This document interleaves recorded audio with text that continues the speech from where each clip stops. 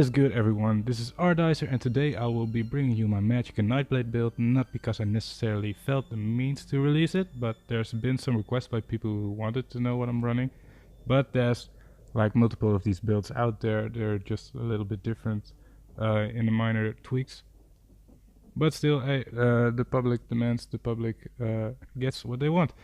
But first things first, not too long ago, 6 weeks, I released a video, and in that video I was celebrating my 200 submissions, and at the end of the video you could find a phrase, and if you wrote that phrase down into the comments, you would get a chance of winning 100k. Well, luckily all of you people massively replied, and well, because there's so many replies free, I was thinking of dividing the 100k between you three. So if you're hearing this, please drop down your gamer tags in the comments below, and I will give you all 33k, and then all happy people.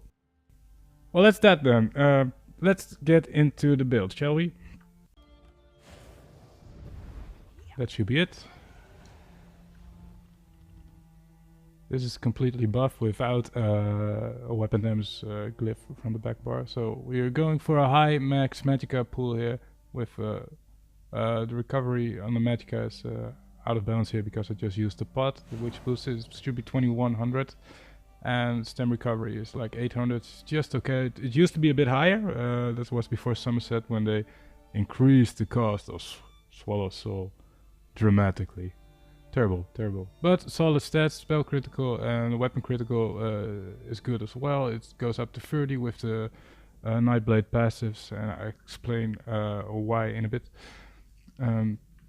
Well, as you can see, I'm a high elf. I'm using Witch Mother's Potent Rune. I'm using the Eternarch Munderstone, and currently there's no buffs, scroll buffs going on.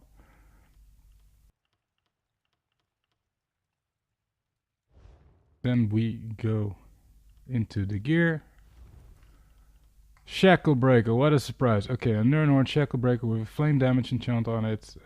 So this goes, we need this for our max Magicka, our max stem recovery, and a max recovery is really a solid sustain set, and it really benefits the max Magicka we're going for on this build. And then on the back bar, our Resto Staff. This is where we have an infused with a spell weapon damage on it, so we get more weapon damage and more spell damage. We need that weapon damage as well. Falcon Scoria, because it's cheese and it's really strong, especially when you run this in Battlegrounds. It hits for 4k, it's ridiculous. So yeah, really hard hitting proc from damage over time. Shackle Breaker, we went over that. Sash of Necropotus, so the Necropotus set, so when we pop our shade, this will give us a boost to our max Magicka. And then on the jewelry, we run the Necropotus as well. We're going 1 Magicka recovery. I used to run this in the stamina recovery, but as I've already said, the increase of Swallow Soul is ridiculous. Okay, so and 2 more spell damage enchants to top that off, and I went all Magicka enchants except for the legs, which are medium, with an infused and a triglyph, so we get some more health and more max stem from that. Same goes for the chest, which is heavy, so we're running a 5-1-1 setup, giving us 6% from the Undaunted passives, 6% from the Undaunted passives, right here. Yeah, 6% for our max health, max stem, and max Magicka. So overall, more solid resources we're getting from this. That's it for the gear then. Running Flame Reach for our ranged knockback and some damage over time to proc our Scoria. Inner Light for the Major Prophecy, 5% more max Magicka from this alone, and 2% more from a mage skill ability. So this ability right here will give us 7% more max Magicka. Then we have Damp Magicka for the biggest possible shield we can get. Shield on the front bar, you noob. Yeah, okay, this is where most Magicka is, so it would be really stupid to put this on the back bar, in my opinion, because it would would only give you a smaller shield. So why run this on the back bar if you can easily put this here?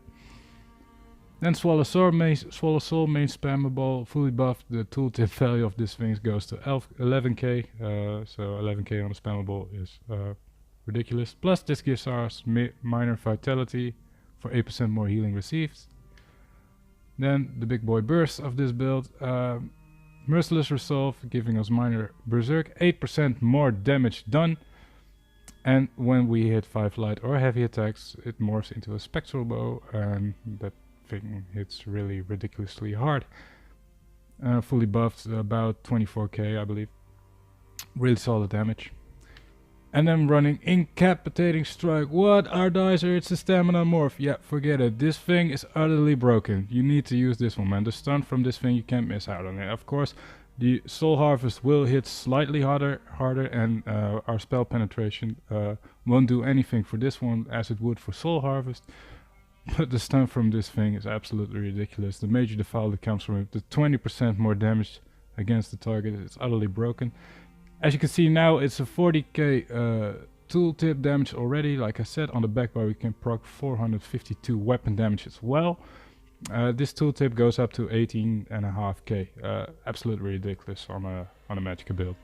But yeah, as we all know, or well, as we know, ults scale off your max resource, and our max Magicka pool is really high. On top of that, the minor berserk is 8% more damage done. It works on incap. And there's one more thing, a passive from the Ancient Knowledge. This one increase your damage done with single target abilities by 8% when using a flame staff, which our incap is on. So yeah, that's a total of 16% more damage. That's why we can boost a stamina version so ridiculously high on a Magicka build. Then on the back bar, Structured Entropy. For more max Magicka, you can run the other morph if you like, but we have enough incoming healing as is. Why am I using Structured here? Well, when I swap to my back bar, I have some missing health, and that's when Healing Ward comes into place, because the Healing Wards will get larger depending on your health that is currently missing. So in total, our shield will get bigger when we bar swap to use our Healing Ward. That's basically why we have the Structured Entropy instead of the Degeneration. And siphoning attacks for our sustain, it costs a small fraction and you get a lot of it back when the effect expires. Don't refresh it before it expires, or you'll get nothing in return. And our light attacks restore Magicka as well as health, so that's why we have incoming healing from light attacks already.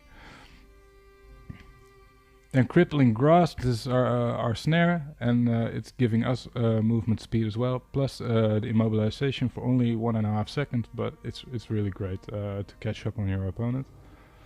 And it works great for some kite ability, together with Flame Reach, this one. Then we have Shadow Image, our bread and butter for our for the max resources that we're playing with the Necropotent set.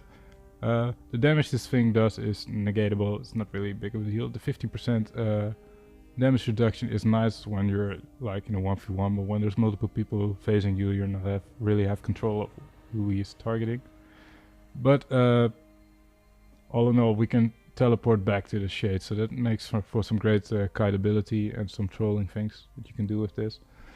Like jumping off a cliff and then people jump after you and you go straight back up, that sort of thing. Then our Resto ult on this bar, really our oh shit, what am I gonna do heal, just to get out of tight situations really. So yeah, that's it for the skills then. Champion points real quick. Warlord 56, Sprinter 39 for the kite ability that we want. Siphoner 1, this doesn't do anything. But I just had 1 point left, couldn't go anywhere else, so just put it here to annoy people, you know, when it procs on him. And they say, oh, he's using Siphoner, they're already getting pissed, you know. Then Arcanist for a Magicka recovery, 12% right there, and 5% more on the stem recovery. We got 23 points into block, and 23 points into roll dodge, and 33 points into Befoul to boost the major defile we get from the Capacitating strike up to a total of 39%. That's a really big healing reduction. Then on this bar, Elemental Expert 11%, 35 into Spell Erosion, 37 into Elfborn for some crit damage, 23 into Bless for some more healing. Staff Expert 9, Master at Arms 66. Well, this is also something that not only boosts our Magicka attacks but also boosts the incap. So that's why the tooltip gets so high. And then on this bar, 31 into Pharmaceuts for some increase on our dots. That's not mainly why I'm putting this much points in here, but it's mostly because I want Perfect Strikes unlocked, so that in-cap strike will have a bigger chance to actually do a crit, so we have more damage. Then Ironclad 66%, Resistance 41. Did I just say 66%? Okay. 13 into Thick Skinned, Hardy 32, Elemental 32, 66 into Bastion for a big ass shield, and that will be it for the champion point. Well, and that's it for this build video. I hope you enjoyed it. If any questions do remain unanswered, please drop them down in the comments section below. I will put a link in the description and at the end of this video of some actual gameplay footage with this build. For now, I wish you all a good day, and I will see you later on my next video. Ardicer out.